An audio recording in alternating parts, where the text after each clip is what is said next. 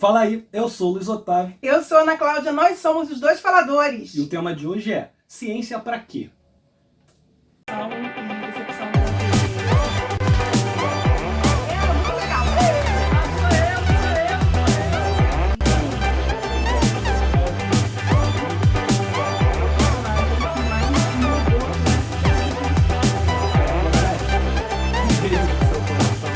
Antes da gente começar, você já sabe, né? Se você é novo aqui no canal, se você já não é inscrito, não se esqueça de se inscrever aqui e clicar no sininho para receber as atualizações toda vez que sair um vídeo novo.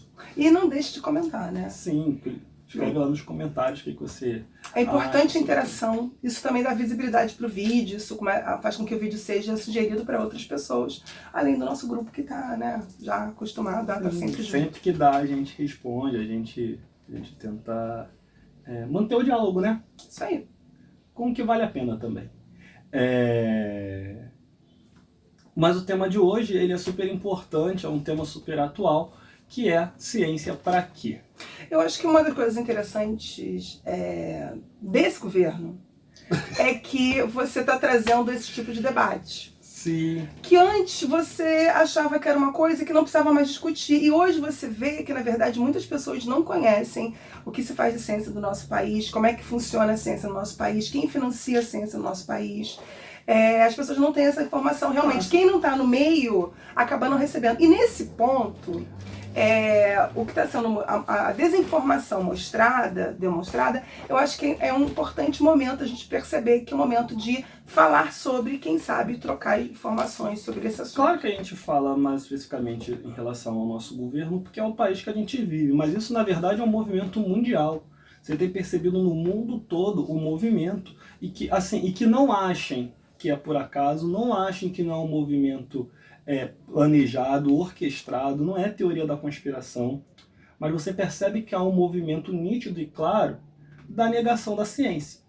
No mínimo da desvalorização. Eu acho que surgiu dentro da própria... Não é desvalorização não, algumas coisas é a própria negação, porque uma coisa é você desvalorizar. Claro que quando você nega, você está desvalorizando. Sim. Mas não é só assim vamos dar menos importância. Não, mas eu acho que começou assim, negar. Eu acho que isso começou com a desvalorização. Porque assim, você vê assim, com a própria questão da linguagem. Se começou a falar, não precisa estudar, é importante comunicar. Entendo perfeitamente essa parte da ciência dentro da linguística, que vai estudar as várias formas de se comunicar. E claro que, de uma forma errada, chegou no público a ideia de que não interessa se você fala nós vai ou nós vamos. Importante que você passou a ideia. Isso chegou assim para o público. Mas, na verdade, não é que você... era simplesmente você não querer ter o preconceito com quem fala nós vai. E entender que essa pessoa, sim, ela está se comunicando, mas ela não está falando a língua de forma correta. E aí você também não está humilhando ou tendo preconceito contra isso, era uma outra questão. Mas aí chegou no público como? Não interessa como você fala. Então virou até modinha falar muito errado durante um tempo. Então você vai encontrar uma série de questões em que você vê, e aí começou a se discutir, até dentro dos currículos escolares, por que a criança aprende tal coisa, qual a importância dela aprender tal coisa. E aí começou a se pensar, vamos retirar coisas porque ela não precisa aprender isso. E hoje chegou ao ponto de que no nosso currículo, chegando no 2º grau, e estão querendo chegar até em alguns pontos no ginásio, a criança não vai poder escolher. É a mesma coisa. Não, o ginásio é de 6ª a 8ª série. É verdade. É o ginasial. Agora é o médio, né? Agora é o fundamental. Nem sei como estou chamando. Agora acho que o nome disso é... Não sei. Mudaram, né? Sei que tem o fundamental. E o médio. Não, existe o meio que é o ginásio. O ensino médio é o 2º grau. Agora o ensino médio é o 2º grau. Pelo menos eu acho que é isso. Se não for, a gente ensina pra gente aqui. Coloca aqui a informação pra gente.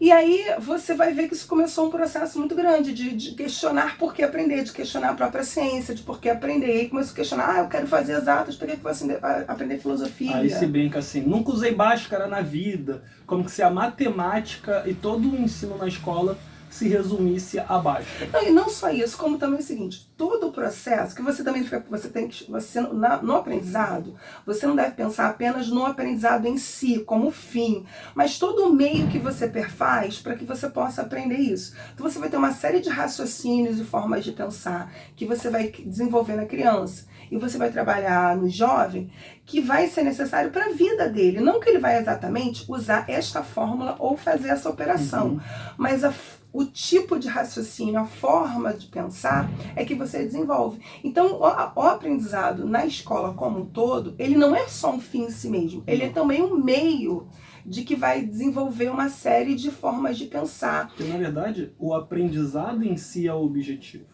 O conteúdo, a busca pela matéria é o caminho, mas o objetivo não é só a busca não é só o conhecimento a informação em si, a informação em si, mas o saber como chegar e a essa pensamento, informação. e principalmente o desenvolvimento do pensamento. E o pensamento o quê? De um pensamento crítico, que é essencial para qualquer tipo de ciência. E aí você vai ver também, que é uma coisa que eu também sou totalmente contra, embora eu não seja especialista na área, é você pular séries da criança e não colocar a criança, por exemplo, no maternal, jardim da infância. Isso é essencial para que ela possa desenvolver uma série de habilidades que vão ser essenciais à escrita mais à frente, ao raciocínio lógico, à aritmética, à noção de espaço, à geografia. Que ele aprendeu onde? Lá no ensino, lá naquela escolinha quando eu tinha 3 anos de idade, lá que ele ficou brincando lá de massinha. E ele não está brincando, ele está desenvolvendo habilidades motoras e de raciocínio. Existe um motivo, né? Existe uma razão de ser. E aí muita mãe fica assim, mas ele veio pra aqui pra brincar e tem que aprender a ler. Aí você quer que a criança com 3 anos saiba ler. Porque eu vi na internet que uma criança com 3 anos toca piano. Até porque cada vez mais se fomenta, e aí isso é muito engraçado, porque se de um lado você tem oferecido para uma parcela da sociedade a ideia de que não deva se preocupar tanto assim com o estudo, de um outro lado você tem toda uma preocupação enorme com outra parcela da sociedade de que desde cedo você tem que estar enchendo a criança de informação para que ela passe no vestibular e seja bem sucedida. Porque a pessoa que... E aí é uma... E nenhum dos dois, sem querer te cortar, claro, e nenhum dos dois realmente é aprender. Num você está incentivando o não aprendizado por si só, e no outro você não tem o aprendizado, você tem a decoreba. Você tem assim, você fica cheio de informação, mas cheio de uma informação que você não sabe o que fazer, você não sabe de onde veio e você não sabe para o que vai usar. E aí o que está acontecendo com muita gente hoje, não contextualiza, não dimensiona, não raciocina sobre, não pensa, não elabora. E aí você não nega constrói. A ciência. E aí você acaba tendo esse tipo de pensamento. E aí, uma das coisas que eu tenho... Eu falo muito isso com os meus alunos na universidade. As pessoas têm todo o direito de ter opinião. Isso é um direito humano, a livre manifestação da opinião, da vontade, do pensamento. Isso é ser livre.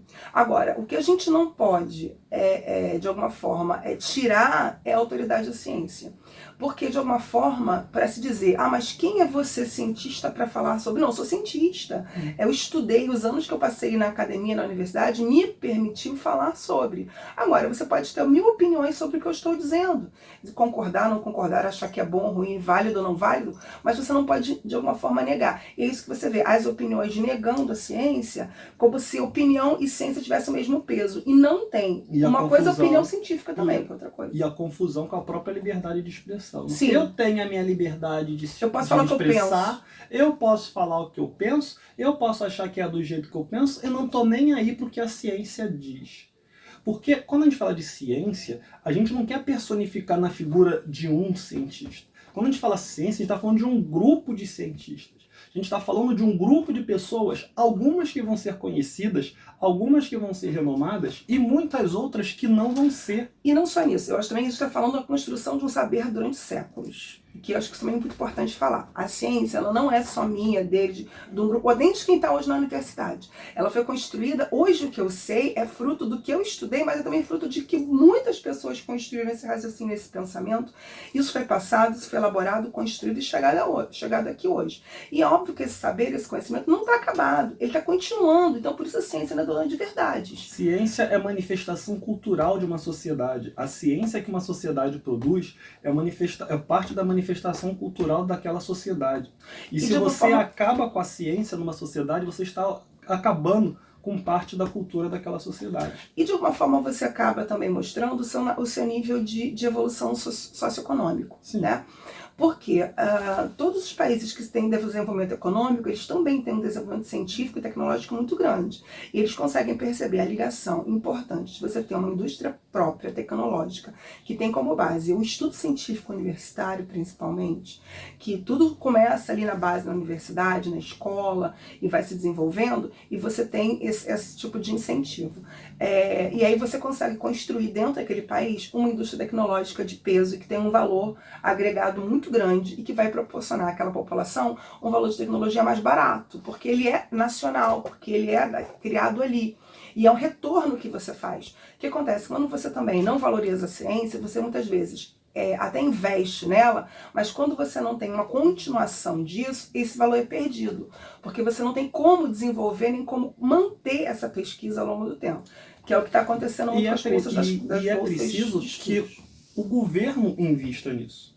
Não dá para imaginar que o capital privado puro e simples vai querer investir, porque muita coisa que se pensa é o seguinte: se fosse bom, as empresas topariam, as empresas não investir. Não é assim que a banda toca, porque a empresa busca o lucro e é o papel delas. Acabou. É necessário que você tenha um órgão nacional, é necessário que você tenha um órgão ligado ao governo daquele país, daquele povo, para que esse governo possa incentivar e até mesmo estimular determinadas áreas do conhecimento. E também é errôneo pensar que lá fora 100% da ciência é patrocinada pela iniciativa privada. Não, não é. Você tem uma série de financiadores. Inclusive, não deve-se ter um único financiador, porque esse único financiador, ele coloca em dúvida o resultado da pesquisa. Então, vamos imaginar uma pesquisa que você faça sobre os malefícios do cigarro. Né? Não necessariamente vai colocar. Mas a princípio, sim, porque você imagina só, mesmo que o cientista seja muito idôneo, se você faz uma pesquisa sobre o cigarro, por exemplo, malefícios do cigarro patrocinado pela Souza Cruz, o simples fato de que esse estudo foi patrocinado pela Souza Cruz, qualquer informação que venha pelo patrocínio 100%, único e exclusivo da Souza Cruz, você acaba realmente trazendo, querendo ou não, inconscientemente, uma suspeita sobre essa pesquisa, uma dúvida, que não deve parar sobre as pesquisas, né? Então, assim, o que era interessante você ter era realmente como acontece lá fora. Você tem várias empresas e você tem o poder público, todos eles financiando. E não acreditem que as universidades não têm seus laboratórios próprios. Elas têm seus laboratórios próprios e essa iniciativa privada nos Estados Unidos, principalmente, não vem das empresas, não. Vem de ex-estudantes, que também não é uma cultura nossa. Então, o cara se formou em Harvard, ele se formou em Yale, ele volta depois de formado e constrói um prédio. E constrói um laboratório. Com o dinheiro dele. E aí porque ele vai ter benefício fiscal. É outra questão também, além de cultural. E vai ter também o quê? O nome dele no prédio, sim, o filho dele no futuro, as gerações futuras dele estão ligadas àquilo ali. A própria ciência daquela área que ele trabalha vai ficar ligada àquilo ali. Então ele está construindo uma carreira, né? E todo um... Está construindo um legado. Um legado, né? Exatamente. Porque nós não temos não temos nesse dinheiro. Não. E assim, se a gente pensa nos Estados Unidos, o próprio governo, através da pesquisa armamentista, que é um caso clássico assim de ação governamental na ciência, assim, está incentivando. Então, quando Kennedy colocou como meta levar o homem até a Lua, não era pelo simples fato de levar o homem até a Lua e ganhar da União Soviética. Tinha questão política, mas tinha questão também do desenvolvimento da ciência nos Estados Unidos. E demonstração de uma superioridade de inteligência. Muito, e científica, muito mais do que uma inteligência simplesmente bélica. Diz assim, eu sou o país que tem mais grana, então eu posso comprar mais arma. Não adianta você ter muita arma, muita grana, se você não sabe fazer arma. Agora eles estão querendo ir para Marte também por isso. Para estimular o desenvolvimento. Não é o simples, vou lá para ver o que está acontecendo. É porque com isso você está incentivando comunicação. E aí você fala quando você fala de comunicação, você está falando de televisão, rádio, internet, computação, celular. E com isso você melhora todo o funcionamento no planeta, não só lá para Marte, não. Indo para Marte, você vai ter uma série de oportunidades, de experiências, pensamentos e ideias que talvez internamente no planeta você não conseguiria fazer. Então tem isso que é importante. Eu queria também puxar o assunto, já que o Otávio viveu muito tempo disso, eu não cheguei a viver muito tempo disso, que é viver de bolsa, né? Vamos falar um pouco sobre isso, que eu acho que também as pessoas não sabem sobre como é que é viver de bolsa. Então conta aí como é que você chegou no laboratório assim, lá. A minha realidade é uma realidade que, isso é importante deixar claro também, que não é a realidade de todo mundo. Porque quando eu optei seguir pelo caminho da ciência, quando eu optei em fazer a iniciação científica, o mestrado e o doutorado, eu tinha uma família que me dava suporte. Então, eu não precisava literalmente sustentar a casa com o dinheiro Nem da ajudar bolsa. em casa. E nem ajudar. Assim, claro que quando veio a bolsa do mestrado, eu mesmo resolvi já começar a pagar algumas contas minhas, mas se eu não fizesse isso também eu não ia passar fome. Uhum. O que já é diferente de muita gente. Sim. Então, por exemplo, a bolsa de mestrado... De graduação. Quanto que é a bolsa de graduação? A minha bolsa de graduação era R$300. Hoje, acho que não me engano, está R$400. E assim, era de R$300 e eu dei sorte porque quando caiu a minha primeira bolsa teve um aumento. Então passou para R$300. Isso foi em 2000 e... Eu entrei no laboratório em 2007. Então, 2007 era R$300. Hoje, se não me engano, está R$400. Estamos em 2019. R$400, meio salário, menos que meio salário mínimo. E para muitos, essa bolsa é o que vai ajudar a pagar a passagem, é o que vai ajudar a pagar as xerox, é o que vai ajudar a pagar a alimentação na faculdade. E aí você ganhava R$300 para ficar quanto tempo no laboratório? Na teoria eu tinha que ficar no tempo vago todo lá. Então eu saía da aula e ia para o laboratório. Quando a gente assina o contrato, porque quando você recebe bolsa, você assina um contrato, você está se comprometendo com o governo. Então a minha bolsa da licença científica foi de CNPq. Então eu me comprometia com o governo federal de que eu ia ficar, agora eu não lembro o tempo exato, até porque não podia ser 8 horas diárias, porque você Mas tem... geralmente estagiário é 6 horas por dia. 6, 5, de 4 por a 6, aí. De 4 a 6 horas. Mas que às vezes, depende do experimento, você não consegue ficar só isso, você fica mais, né? Sim. Agora, é o que eu tô falando. Isso foi, por um lado, foi uma comodidade também, porque eu pude começar a levar comida para o meu laboratório. Então, no meu laboratório tinha micro-ondas, então eu podia almoçar no laboratório. Você levava marmita? Eu levava marmita. E aí, depois desse tempo todo que você ficou lá no laboratório fazendo iniciação, outra coisa que eu ia perguntar, você tinha férias, feriado? Não. Não. Não, a gente não tem. Não é porque a minha orientadora era uma pessoa má ou cruel. Beijo pra Penha! Penhete, beijo. Agora, não é uma praxe da vida científica, quando você é bolsista, as férias. Uhum. No máximo você tem um recesso. Certo. Principalmente em época de final de ano. E dependendo da pesquisa, não tem. Dependendo da pesquisa, então... o que eu trabalhava ainda me permitia uma liberdade, que até gerava incômodo em alguns, mas gerava uma liberdade porque eu conseguia programar melhor quando eu fiz os meus experimentos. Uhum. Então, como eu trabalhava com cultura de célula, eu conseguia programar melhor quais dias iam ser os experimentos. E o tempo que eles vão ficar. E o tempo que ele ia levar para evitar, por exemplo, de eu precisar ir sábado e domingo para o laboratório. Mas muitos colegas não tinham essa liberdade, por causa do próprio projeto. Uhum. Então, muitos colegas às vezes iam de segunda a sexta para o laboratório e para as aulas, sábado e domingo tinha que ir para o laboratório de novo. Uhum. Nem que fosse para trocar a ração do rato. E aí você passou esses anos da graduação e... Estou me sentindo o entrevistado. Aí depois você fez mestrado. Como é que você entrou no mestrado? Eu tive que fazer uma seleção pública. Eu passei por um processo seletivo. Então é feito um edital. É feito um edital. E aí tem uma série de pré-requisitos. Então, por exemplo, isso pode variar de programa de pós-graduação para programa de pós-graduação. Existem alguns programas de pós-graduação que você só se inscreve no projeto, no programa, e depois você apresenta o projeto e eles vão te encaminhar para um orientador. No que eu fiz, você já tinha que entrar no programa com uma carta de apresentação do seu orientador.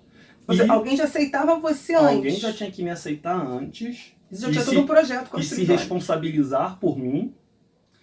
E você tinha também que já apresentar um projeto. Então, enquanto na iniciação científica eu trabalhava no projeto da minha co-orientadora, e da minha orientadora, claro, no mestrado você já começa a ter uma autonomia, então você já começa a opinar mais, você já fala, esse projeto aqui, a ideia é fazer isso, isso e isso. Então, quando eu fui fazer o meu projeto do mestrado, eu cheguei com a Vivi, beijo Vivi, que era a minha co-orientadora, querida, que falei, Vivi, o que você acha aqui? Como que a gente pode seguir esse projeto? Porque a ideia também, isso é importante deixar claro, que a ideia não pode sair do nada.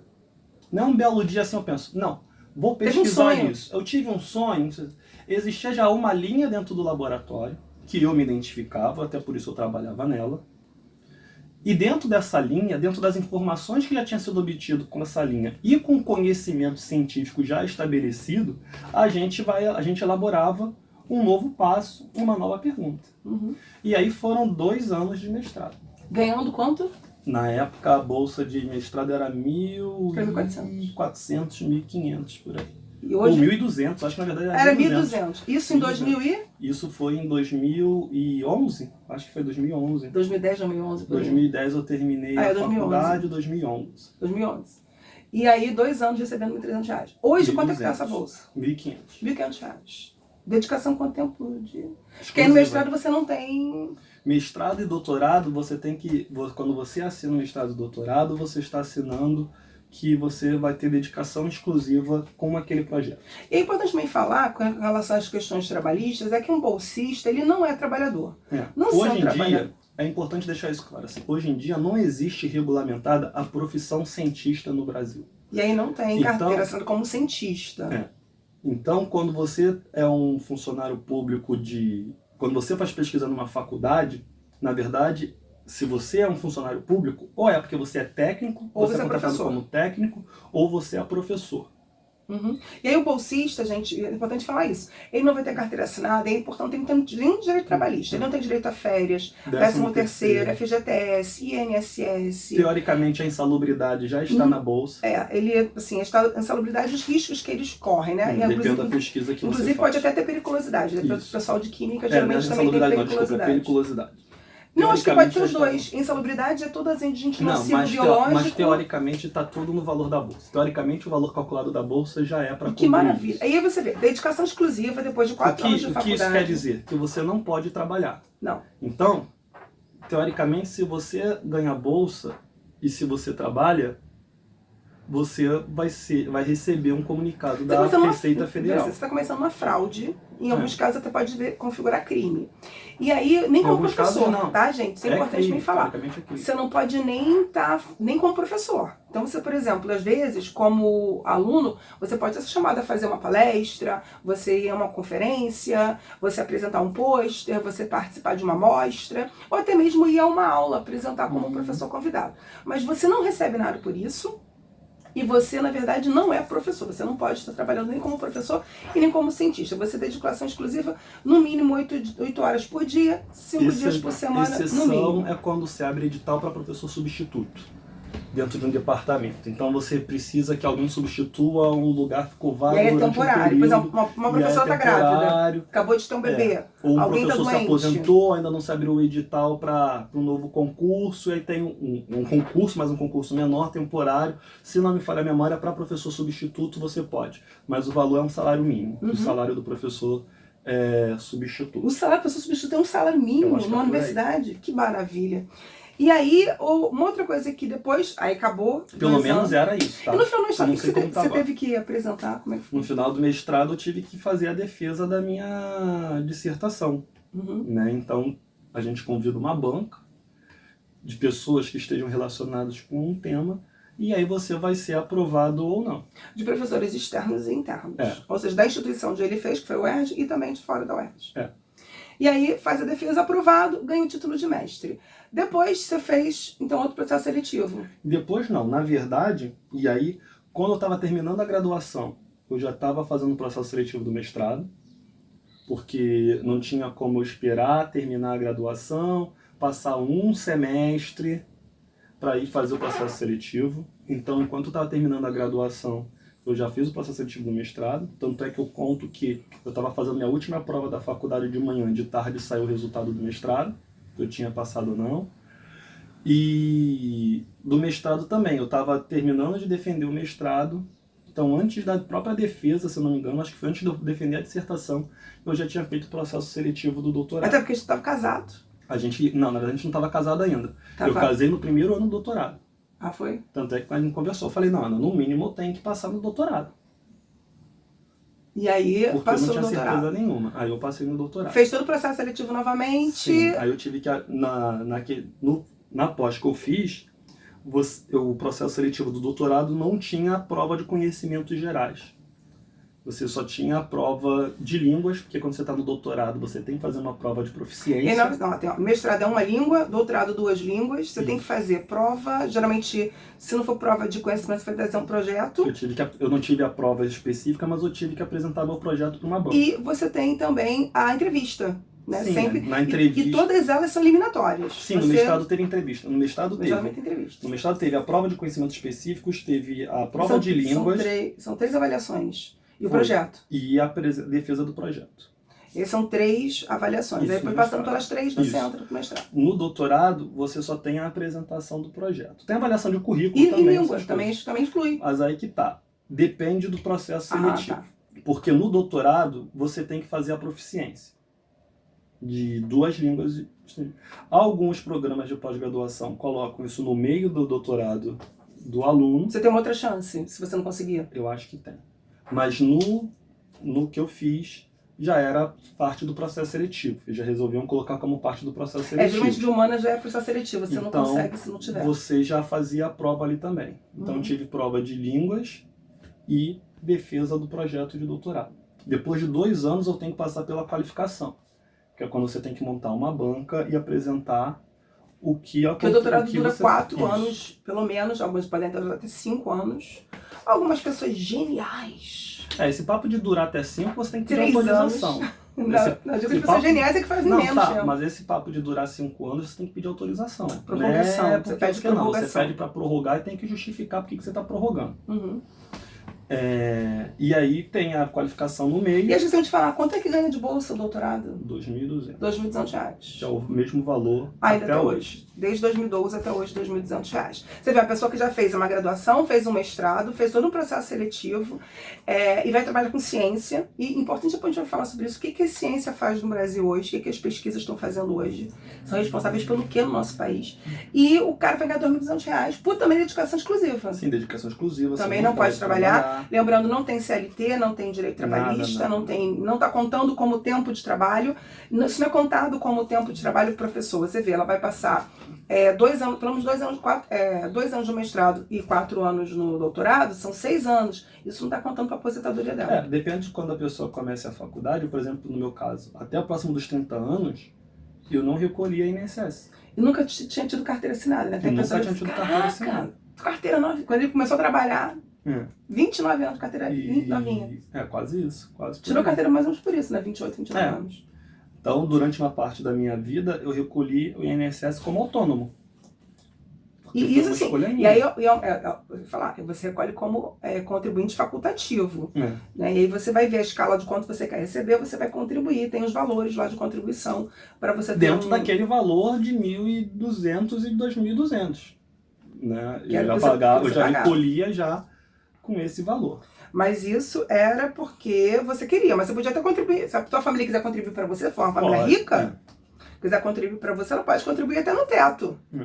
No teto hoje é quase 670 reais, quase 680 reais no teto do INSS. Ela pode contribuir, mas se a pessoa tem que pagar. Tinha a qualificação na metade para dizer se você poderia seguir ou não com o projeto. Pude seguir com o projeto e depois dos 2 anos eu defendi.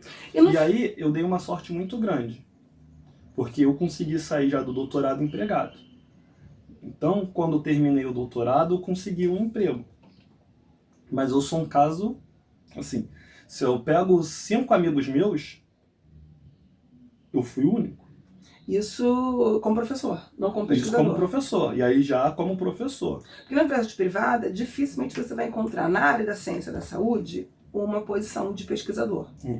Geralmente você vai entrar como professor, e não é professor / pesquisador, é professor. O que há de pesquisa na universidade privada ainda é muito embrionário, não existe muita coisa ainda. Ou é muito embrionário, ou é só algumas faculdades assim, muito tops, que resolveram seguir por esse caminho. E que tem o financiamento também do governo, que aí você vai ter o financiamento de CAP, CNPq, financiamento público. Você vai ter como a PUC. A PUC faz pesquisa na área da saúde, mas financiada. E o financiamento é através do governo federal. Hoje você não faz pesquisa no Brasil se você não tiver o financiamento do governo. Agora, deixa eu falar uma outra coisa aqui, porque você pode pensar, 1.200, 2.200 é mais do que um salário mínimo. A gente não pode justificar um erro com o outro. Não, mas isso Não você, é mas porque- você não é um trabalhador. Desculpe, eu não quero ser preconceituoso. Deixa eu só terminar de falar. Pois não.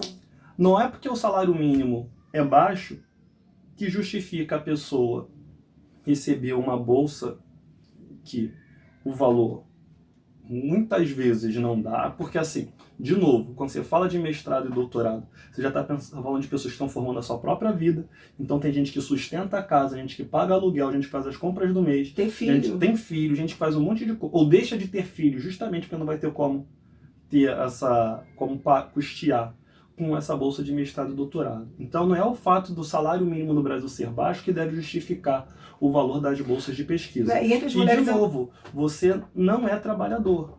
Entre as mulheres é muito comum você ver quem opta pela vida de ciência não tem filhos, ou ter no máximo um filho, ou ter um filho mais tarde, depois dos 30 anos, depois dos 40 anos, porque não dava para você se sustentar e sustentar uma criança, tendo muitas vezes o marido que você conheceu também recebe bolsa, e ter um filho desse período na sua vida, você às vezes acaba optando por não ter. E aí é importante que A gente fala agora isso sobre... fique claro, né, para que a gente possa entender que quando você fala assim, se a pessoa quiser fazer o mestrado dela que trabalhe para conseguir custear o mestrado, não pode. isso não é real. Não pode, assim. Na área dele não é. Em algumas áreas de exatas, em algumas áreas de humanas, isso ainda é mais flexível. Nas ciências humanas, é diferente um pouco da realidade. Embora você passe por processo seletivo, que é praticamente o mesmo, tem prova de língua, prova de projeto, tem entrevista, tem tudo isso, você às vezes consegue, não há uma dedicação exclusiva, muitas vezes, até porque muitos disso. não são bolsistas. Porque dentro da área de humanas, por exemplo, as bolsas são muito poucas. São bem menores. Muito concorridas. E normalmente você também vai ter, por exemplo, essa bolsa, por exemplo, do mestrado. Você vai assinar uma bolsa de dedicação exclusiva. Para você ganhar R$1.500 hoje, você vai assinar uma bolsa que você não trabalha. E assim, então o que muitas pessoas cortar? Muitas vezes a gente faz, dá aula particular em casa. E aí acaba sendo uma coisa assim, que ele tenta flexibilizar, porque o cara, ele consegue fazer o que ele está estudando para ser, que é professor, né? Ele consegue fazer isso dentro da casa dele, ou na casa do aluno sendo um explicador, mas para um cara que faz ciência, dá para fazer ciência dentro de casa. E aí quando você fala das ciências humanas, aí de novo, não estou querendo colocar num patamar de qual é melhor ou pior, mas, por exemplo, nas ciências humanas, você não depende, por exemplo, do ciclo estral do camundongo. Então você consegue organizar melhor o seu horário, mesmo que você resolva fazer um mestrado ou doutorado sem bolsa, tendo uma profissão, você consegue regular os seus momentos de pesquisa e os seus momentos de trabalho. No meu caso, dentro da parte da pesquisa de bancada, é quase impossível você fazer isso. No meu caso, por exemplo, eu fiz mestrado trabalhando. Isso me custou a minha saúde, realmente, porque eu mantive praticamente a minha mesma carga horária que eu tinha. Eu tinha em média de 10 a 12 turmas durante esse período, e trabalhando em 2 faculdades e fazendo mestrado. O mestrado que eu fazia não exigia dedicação exclusiva, eu tinha a bolsa da CAPES para fazer o mestrado, mas era uma bolsa que não exigia para mim dedicação exclusiva, ela simplesmente assim, era uma bolsa para pagar o meu mestrado. Você não recebia o dinheiro, o dinheiro não era para mim, era para pagar, porque eu fiz mestrado numa instituição particular, porque também é muito difícil dentro de humanas. Na minha área de direito, você conseguir passar para um mestrado do direito público, você tem que ter dedicação exclusiva e não pode trabalhar. E aí você só consegue isso, paralisando a sua vida, e eu não conseguia paralisar a minha vida. E aí eu já estava casada, a gente já tinha uma vida, tinha conta, financiamento a pagar. Você já tinha um emprego, não tinha como você abrir mão do seu emprego para voltar depois de 2 anos. Por mais que eu tirasse licença por 2 anos, que é coisa algumas pessoas que fazem, mas assim, só se você tiver toda uma coisa por trás que te mantém. A gente não tinha essa realidade. Então, no meu caso, eu fiz mestrado trabalhando. E isso pra mim, assim, foi muito custoso.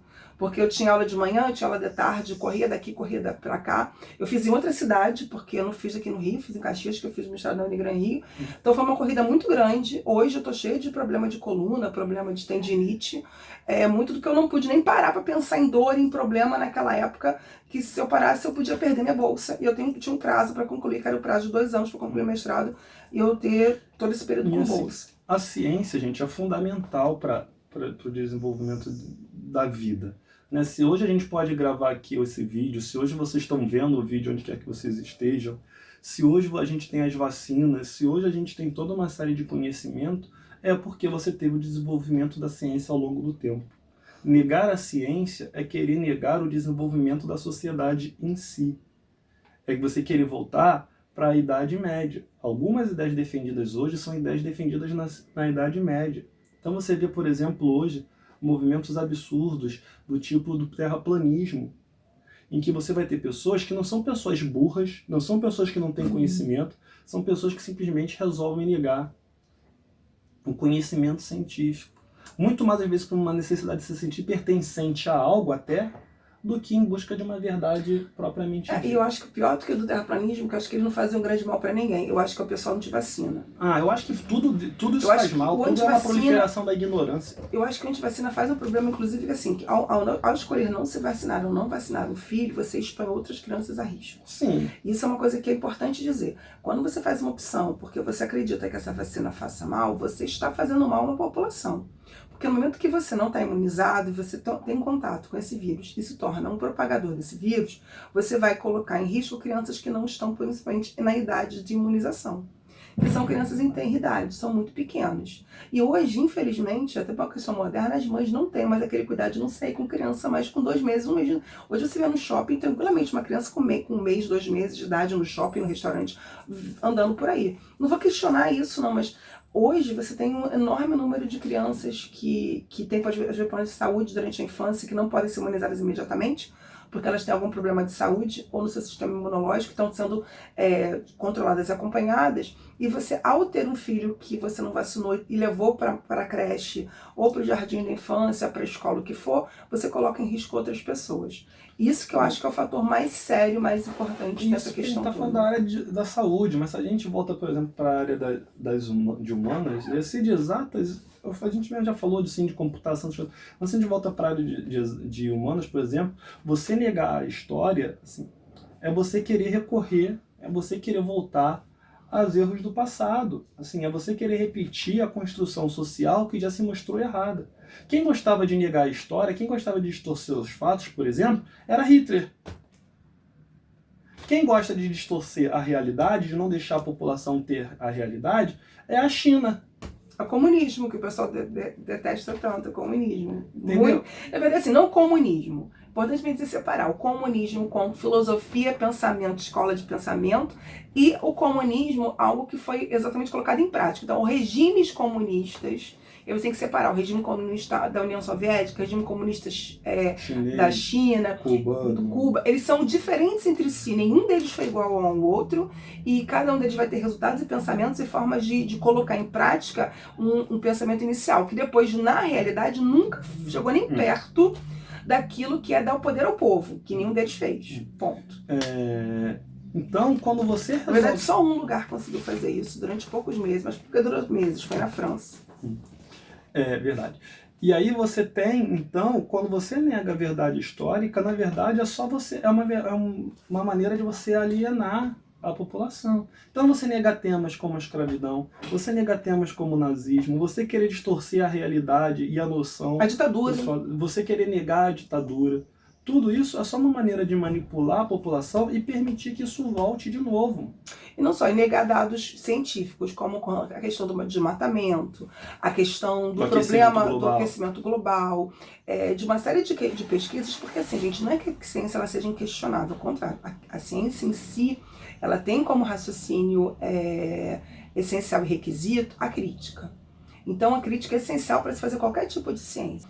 Isso é essencial para pensar ciência. Agora, outra coisa é dizer, não há.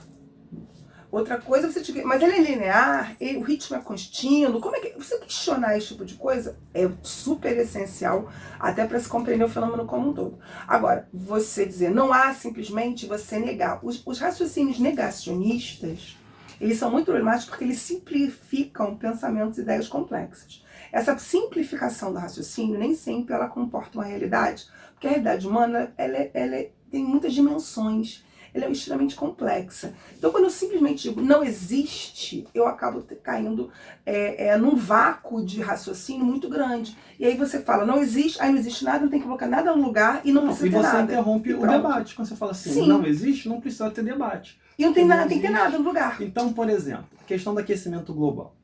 Se sabe que realmente existem ciclos no planeta Terra em que a temperatura se eleva mais ou a temperatura diminui mais. E você tem uma fase de maior degelo e uma fase de menor degelo. Isso, pelo menos até há um tempo atrás, quando eu li, isso é estabelecido como uma verdade. Beleza. Isso ninguém nega.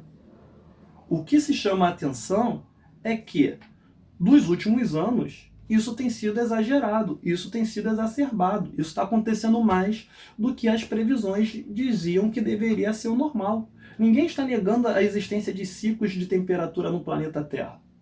O que está se dizendo, existem, mas do jeito que tá demais. Não, e outra coisa, essa coisa não é igual em todo lugar. A Terra é muito diferente, muito diversa. Então você não vai dizer que o que está acontecendo na Europa é igual ao que acontece na América, que acontece na Oceania, que acontece na China. Não é igual. E outra coisa, os períodos são diferentes. Não é porque você passou por um período de calor que você necessariamente vai sempre aumentar. Você vai encontrar em alguns períodos, exatamente por consequência desse calor, período de esfriamento. Então, assim, não é algo linear e fácil de ser entendido como um movimento único reto. Na verdade, nem história é uma coisa reta. A gente consegue perceber na ciência, como um todo, que as coisas têm nuances, têm curvas, têm direções, têm estagnações, rupturas. Então, não há uma coisa assim, é assim. Novamente, todo raciocínio simplista tende a negar a complexidade, a grandiosidade, a amplitude de um saber.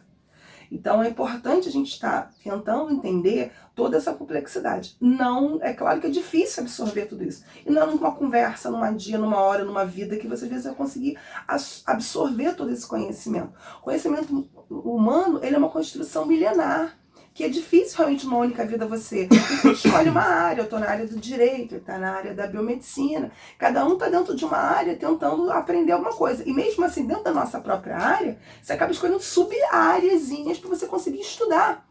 E você vai passar uma vida inteira sem conseguir ter o domínio pleno disso. Por isso a gente conta com o quê? Com a ajuda de outras pessoas, de outras opiniões, de outros conhecedores, de outros cientistas que estão como você tentando aprender e entender. Eu acho que a gente pode parar por aqui, senão esse vídeo vai virar 2 horas. Só se você quiser, assim como curiosidade, entra na plataforma Lattes e aí clica lá em buscar currículo. Aí tu escreve qualquer nome, assim. Bota Carlos. Escreve lá Carlos. Aí depois você escreve Ana. Aí depois você escreve José. Vai vendo quantas pessoas aparecem. Porque a plataforma Lattes é onde você tem registrado, se não todos, boa parte daqueles que fazem pesquisa. Eu acho que todo mundo que faz pesquisa no Brasil hoje. Como assim? Também falei, como assim? Mas você vai ter uma boa noção de quantos cientistas existem hoje. Estudou lá fora, né? De quantos cientistas existem hoje no Brasil. Pelo menos assim, 90%, 95% tá lá. Porque as universidades, inclusive, elas pressionam você. Porque a universidade, seja pública ou privada, ela precisa ter um nível de produção, de ciência, de título. Isso é totalmente medido, de alguma forma, pela plataforma Lattes. A nossa produção, o que a gente está escrevendo, o congresso que participa, a palestra que faz, treinamento, capacitação, tudo isso vai para... Não é só produzir, é produzir e divulgar. E aí tudo isso vai para a plataforma Lattes. Então isso é importante para nós, quanto cientistas, mas também para a instituição que a gente trabalha e a instituição que a gente estuda.